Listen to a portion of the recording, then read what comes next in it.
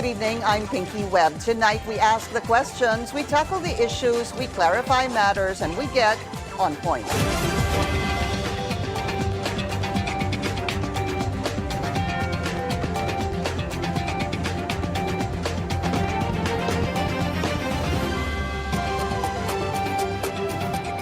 As President Bongbong Marcos faces new allegations in the flood control scandal, tensions are also rising within the first family. This after Senator Imee Marcos made scathing allegations against her brother, the First Lady, and their son, Congressman Sandro Marcos. Should the senator's claims be investigated, and are calls for the president's ouster seditious? Let's get on point with NBI officer in charge, Attorney Angelito Magno. Attorney, good to have you finally. Good evening, Ms. Pinky, and thank you for this opportunity. Very good to have you, especially now, sir. I want to start with that claim of Senator Imee Marcos against her brother, against the First Lady, and even Congressman Sandro Marcos, basically saying that they are taking drugs. Is the NBI, or will the NBI look into this? Well, usually in cases like this, there's an allegation. There should be at least a verifiable lead. Whoever will file a complaint or make some allegations, dapat po siguro meron na nakikita tayong ebidensya o magko-corroborate man lang dito sa mga ganitong akusasyon. In this instance, siguro po yun ang titingnan po natin dun sa mga nabanggit po ni ating Senator Imee. Attorney, does that mean that maghihintay muna kayo ng ebidensya o corroborative evidence para po simulan ang posibleng investigasyon? Nagkaroon na po yan nung una pong lumabas yung mga issue na yan. In fact, I remember right, nagkaroon na po ng drug test din po ang ating Pangulo kung saan na lumabas po na ito ay isang negatibo prior to the election. And Malacanang has already given it his its comment that they are not, it's baseless and just a mere accusation. Will the NBI even, bother to look into such an allegation, knowing that the NBI is under the DOJ, and you have the DOJ, of course, secretary being appointed by the president? Does that put you in a very uncomfortable position, well, sir? Definitely, ma'am. It's, I will be lying if I would say no. But, of course, the NBI is an investigative arm of the DOJ. And it's, as long as we are neutral, we do our investigation without partiality, ma'am. Is there such a thing as a motu proprio investigation? Yes, by the NBI can do that. Apo. In this particular instance, sir? Pwede po yun, motu proprio investigation? We can do it, ma'am. We can do it. What do you think will trigger a motu proprio investigation? As it is, we can do it on our own. And if the department will order an investigation for us, and we will do it. If the DOJ asks you, Yes. that's what you're saying, to investigate on this, that's the time you're going to move Yes. motu proprio, whether there is new evidence or corroborative evidence. We Ganun can. po. All right. Is it libelous, sir, what Senator Imee Marcos said? Well, it borders, probably it borders the libelous statements, no? Because she was speaking in public. She was making accusations against several people, not only the president. And libel is simply when it's not true, then it's libelous. And but for this to proceed, somebody obviously has to file a libel case against Senator Imee Marcos. Yes, ma'am. Usually the one who files the libel case is the one being alluded to.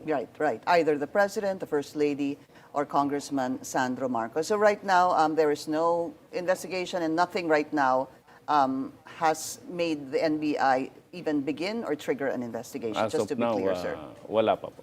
All right. Marcos resigned. The DILG says there will be supposed to be an investigation into calls made during the rally last Sunday, and possibly, sir, maybe even succeeding rallies, where some protesters were asking or calling for the resignation of President Bongbong Marcos. Has Secretary Remulla of the DILG ordered the NBI to investigate this, sir?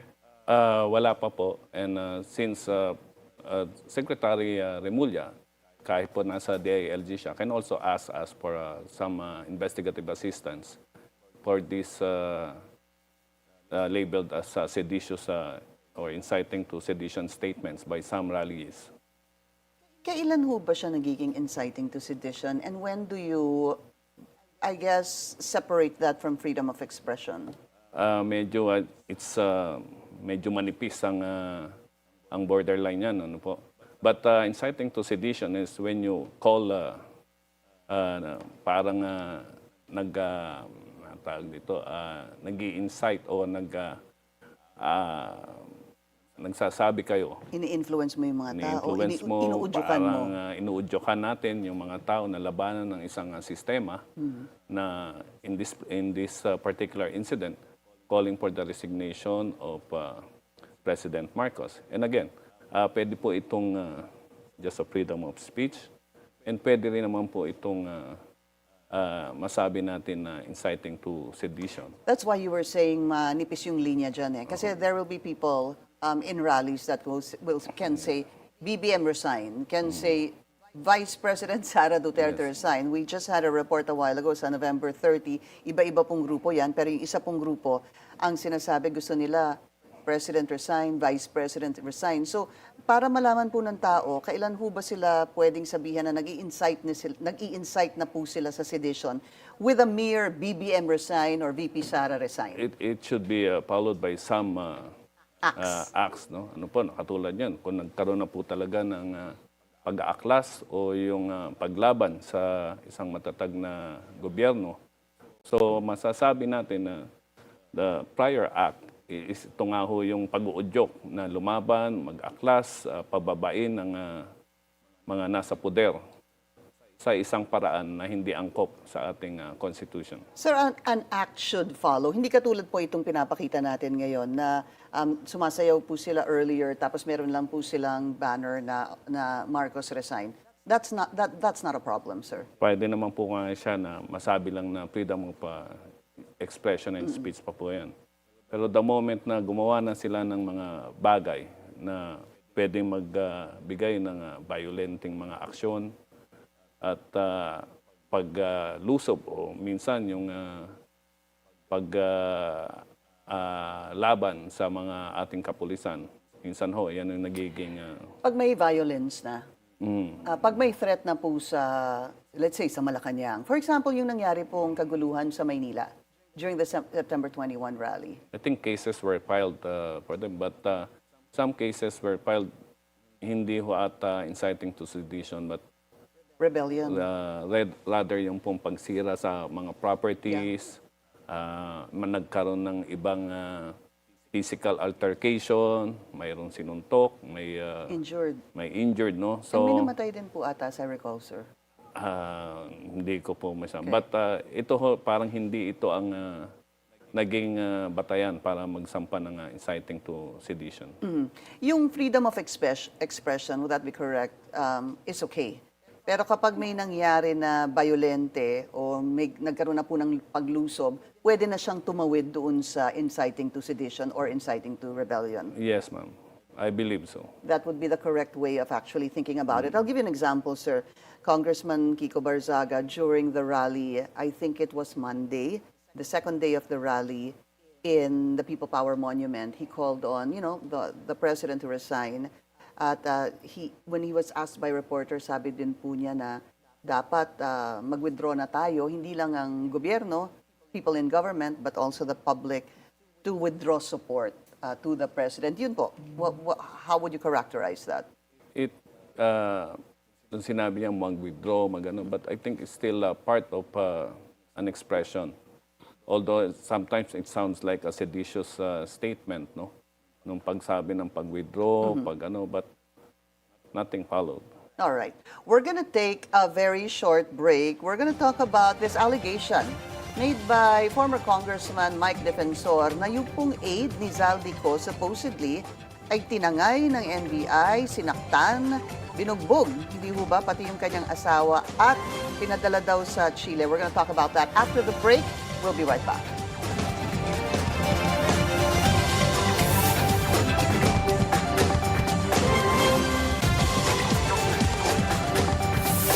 Welcome back. Still with us, NBI Officer in Charge Attorney Angelito Magno. Nasama po ang NBI dito sa usapin ng AD Zaldico. His name is John Paul Estrada. First, sir, before the allegation of former Congressman Mike Defensor, do you know him? Do you know where he is? Did you investigate and try to locate him? Yes, because of this allegation po, no, nung mga nauna pa na siya ay nag-deliver, kasama siya sa grupo ni Congressman Zaldico. No, we tried looking for him. We sent subpoenas for him to appear before our office and to give or shed light to this allegation that came up in doon po sa Senate hearing. Do you know where he is? At this point kasi po yung pinadala naming address, ang resulta po ay negative at meron po tayong certification na he's not living there. Certification that the address that you know? Na hindi po siya nakatira doon. So how did that, why was that the address? You mean he himself, I mean, where did you get that address, that particular address? Siguro doon po sa mga sinulat niyang address nung nag-appear siya sa Senate. And then the barangay issued a certification that that's not his home? The building where he's supposed to be staying. What does it tell you? Could he have just been living there or rented it as on behalf of someone? What came out of the investigation of the NBI? Well, pwede pong iba ang may-ari ng unit doon or what, but kasi nga doon sa certification natin, hindi siya unit owner. Did the NBI show his picture? We've been showing his picture to, I'm assuming, sir, it's an apartment or condominium? Yeah. Pinakita niyo Pinadala ba yung lang po litrato? yung subpoena kasi usually subpoena server lang ho yung nagdadala sa atin At yan. doon niyo po nalaman na hindi siya nakatira doon. Any other known address, sir? Or any leads to another address? Yan pa ho yung chine-check namin. Do you think you'll get another address? Siguro po. How are you checking? How will you know? Well, What was the NBI doing? may mga several naman po yan. We can check utilities kung gumagamit siya. No? So we will check kung ano yung address na nagagamit niya in paying bills, utilities. Should be easy, sir. It's a question. Well, It should be easy. Well, sometimes meron po kasi tayong mga data privacy. So this simple getting of addresses sometimes hindi po ganun kadali. But if you've already issued a subpoena, Kasi po written yung address niya. That's a known address. Kaya na-serve natin yung subpoena on that address. I see. Do you find it very odd that yun po yung kanyang address at ang sabi po ng condo or ng apartment that walang ganong tao doon? Well, we cannot speculate on that aspect, ma'am, until meron tayong malinaw na ebidensya kung ano man yung dahilan. What is your theory? I mean, you have to speculate. I know you said you don't speculate, but you're gonna have to speculate because you're gonna have to somehow find him, di ho ba? Well, ang isang akong ano doon is just an address na maaring nagamit niya, but somehow hindi sa kanya yung unit, if ever. Let's go into the allegation of former Congressman Mike Defensor. Ang sabi po niya that the NBI took him and his pregnant wife, illegally detained them, tama ho ba? And hurt them, and eventually sent them away. That was the allegations of ex-former Congressman Mike Defensor. But in all those allegations, we deny it. Wala hong ganong pangyayari, wala hong napunta at any time sa custody namin yung mag-asawa. Much more, sinaktan o ginulpi. At even to the point of may kwento na ginawaan ng peking passport at pinaalis for the purpose of evading the investigation with regards to flood control. Any theory why he is accusing the NBI of the one behind this? Well, after his nakita po namin yung video kung saan niya binanggit yun, no? I was able to talk to Congressman Mike Defensor, and I asked him kung saan nanggagaling yung mga ganong aligasyon niya. And he said that somebody just told me na ito, and then we are asking na kung sino man yan at kung meron man totoo, katunayan yung ginawa na yan, ay ibigay niyo po sa amin at iimbestigahan namin yan. Di siya nagbigay ng additional information, sir? So far, wala pa po.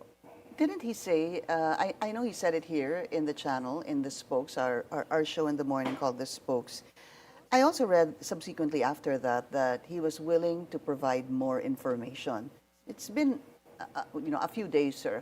Hindi ho ba importante na ma-follow up po ito kaagad? Kasi napipicture po ang NBI in a bad light. Yes, yun nga ho yung nabanggit. Actually, it just came out yesterday. Nabanggit nga ho namin yung it is baseless, unfounded, and maligning the image of the institution. Imagine, nakakagawa na kami ng peking passport. Nakakapadala kami ng mga tao sa Chile. For what purpose?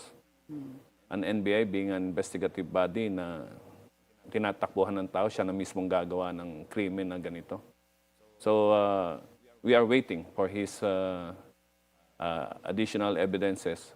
If not, well... What do you plan to do? Let's say he doesn't come up with more evidence, sir. Pwede po natin siyang i-prosecute doon sa mga aligasyon na yun. On what grounds, sir? On what charge or what complaint? It's not true. Yung mga aligasyon niya, parang sinisiraan niya po yung institusyon ng NBI. Are you giving him a period of time by which he should at least coordinate again with the NBI or submit more evidence? Yes. Gaano ho katagal? Siguro until this week, ma'am. Go-usap pa ho kami ulit. Okay. And kapag wala pa rin po siyang ibinigay na karagdagang... And we will ask his side. Maaari po namin siya ipatawag sa NBI din. Nagalit ho ba ang NBI doon sa kanyang, yung ilang kasamahan ninyo, doon sa kanyang alegasyon? Well, siguro, it's not galit, but rather frustration why coming out with these allegations na wala namang basehan. I think the Bureau of Immigration also spoke that there's no record of John Paul Estrada, hindi ho ba, leaving the country? But if we were to follow the yes, yun theory, nga ho din ang sinabi namin. Of course, iba ang magiging walang pangalan record niya. dahil iba ang pangalan niya. Opo, hindi talaga lalabas itong John Paul Estrada na pangalan sa immigration. But if he has previously used his old passport, meron naman po tayong mga biometrics na ngayon sa immigration, and pwede siyang ma-flag. Ibig sabihin, by using another name. Yeah, because of the biometrics, Yes. no? How important is it now? I mean, pagkatapos po nun, that you actually work double or triple time to actually really locate rather John Paul Estrada? I mean, doble ho ba kayo ng effort para mahanap siya? Kasama ho yan sa ginagawa natin ngayon dahil medyo material na yung testimonya niya kung magsasalita siya, no? With all these things coming out, no? The video, the allegation of former Congressman Mark Defensor. What do you plan to do? I mean, yun nga, balikan ko po yung tanong ko. Are you guys working double time? After all, you are the National Bureau of Investigation, sir. I guess my question is, mahirap po ba siya talagang hanapin? Has it been so hard to find him, sir? Minsan, ma'am, yung mga nagtatago talagang medyo mahirap hanapin yan. And you could just imagine may resources din yan na gumagalaw siguro o meron din siyang sariling resources niya. Dahil dun sa, even dun sa mga previous videos niya, di ba? Siya ho ba yung sa video na kinasal? Siya ho ba yun? Wala ho akong confirmation on, but I will ask my agents kasi they're the ones doing this investigation. What video were you referring to? Parang yun nga yung sa kasal eh. I think, and then there was a subsequent gift, yun ho ba yun? Medyo nagmumukhang, may pera ho talaga sila. At If least that's, indeed that is... if it's true, Yeah. and if it's authentic. Yes. Yun po yung kasing umiikot. What about the other guy? Yung, dalawa po yung aides ni, sinasabi na aide ni former Congressman Zaldico. What's the name of the other one, sir? Is it John Paul and Mark. Tiksay. Opo. Mark Tiksay. What about him? Any leads in finding him? Parang the last known address po ata, parang wala din doon. I will check with doon sa mga agents na nag-iimbestiga. Pero patuloy po ang paghahanap ng NBI sa Patuloy kanilang naman po dalawa. yan. Are you confident that you'll find them, sir? Well, probably. We are confident because we are continuing looking for them. No, continuous naman yung effort ng mga tao natin diyan. Especially right now, marami na ring nagbibigay ng impormasyon. Yeah, I was gonna ask, any tips? May mga nagbibigay ng tips ng ano at sinusundan po natin lahat 'yan. Minsan talagang tin na rin yung resources natin dahil doble-doble ang trabaho. Nandiyan pa yung ibang kaso rin po na inaasikaso ng NBI. But we have allotted or allocated several agents. A special team? Na May special team for ho ba this sila? I understand marami cases. pong trabaho, sir, but also you do understand how important this is to Yes. the majority of the, Yes. I mean, to the public at large, hindi ho ba? Okay, what about Sergeant Gutesa? Was there any moves from the NBI to even try to locate him? Well, after po kasi nung appearance niya sa Senate, no, we were waiting sana doon sa DOJ when he said that he will go to the Department of Justice para po mag-apply for witness state witness. But it did not materialize. So we asked around, him being a former soldier, tinanong po natin, ilalam din po natin, and until now, negative naman po yung resulta pa rin ng ating Flood control, sir. How many complaints has the NBI, also just for the benefit of everyone? Sa dami ho kasi ng mga nagfa-file ng complaint, of course, you have the NBI, you have the DPWH, the ICI filing complaints to the Office of the Ombudsman, and the Ombudsman filing it to the Sandigan Bayan, which we actually saw today through Assistant Ombudsman Mike Clavano, rather. How many cases have you filed so that we get a summary of this? The tayo po sa NBI, no, together with the DOJ Task Force under Yusek Andres, ay nakapag-file na po tayo ng, I think, 12 cases pending po dun sa DOJ under DC-20. But I think some nag-move na po sa preliminary investigation. Some of these cases have already moved to preliminary investigations. Attorney, when you say 12 individual cases or 12 separate cases, how do you describe that? Ano yung 12? Kasi po ang ginamit po natin dito is file project ID. So we filed 12 cases on those project IDs o yung mga kontrata po na nakita natin na karamihan dito ay ghost projects. Yun po ang inyong nauna. Apo.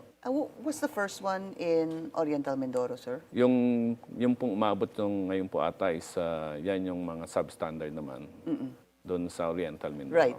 Was that you? I think that was the DPWH that filed that. So everything that's been filed so far by the NBI is still under, some are rather already on preliminary investigation before the Department of Justice. Ang NBI din po ang nag-file complaint against Senator Joel Villanueva, Senator Jinggoy Estrada, Yusek Bernardo, and Congresswoman Kahayon Uy. Tama ho ba yun? Nakapending pa po yan sa DOJ. Still? Yeah. All right.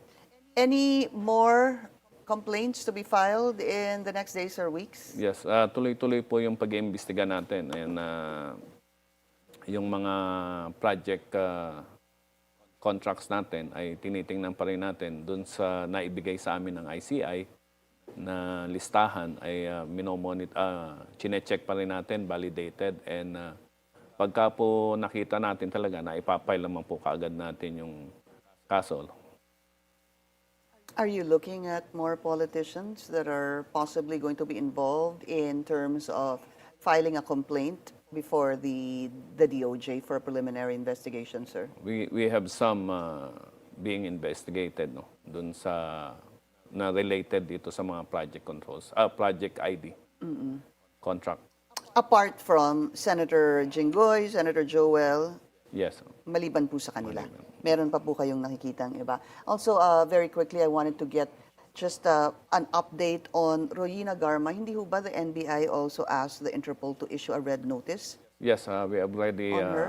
sent a request for the issuance of red notice. Nakapending pa po doon sa Interpol. It's been a while. Matagal, bakit ho nagtatagal ng ganon? Sila po kasi yung nag-a-assess nung request. Okay. And lastly, since we're talking about the Interpol, any information kung totoo pong may arrest warrant si Senator Bato de la Rosa, sir, that the NBI knows of? On our end, hindi po namin ma-confirm. Nothing. Apo. NBI Officer in Charge, Attorney Angelito Magno. Sir, pleasure to have you. Thank Maraming you, ma'am. salamat po Maraming sa salamat inyong po oras. sa oras. That's On Point. Join us again tomorrow, 7:30 p.m. here on BNC, the Billionario News Channel. I'm Pinky Webb. Thank you for watching.